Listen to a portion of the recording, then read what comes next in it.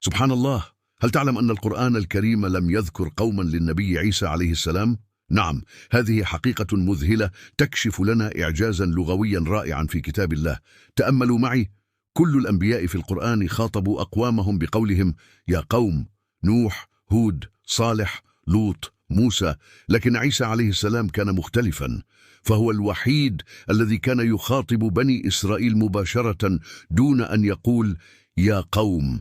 والسر في هذا عميق، لأن الإنسان ينسب لقومه من خلال أبيه، وعيسى عليه السلام ولد معجزة من غير أب، تماما مثل آدم عليه السلام الذي خلق من تراب. ولهذا لم يذكر القرآن قوما لآدم أيضا. وليؤكد القرآن هذه الحقيقة العجيبة، جمع بينهما في آية واحدة: إن مثل عيسى عند الله كمثل آدم. سبحان من أنزل هذا الكتاب المحكم. إخواني الكرام، إذا أعجبكم هذا المحتوى لا تنسوا الاشتراك في القناة وتفعيل زر الجرس ليصلكم كل جديد. دمتم في حفظ الله ورعايته.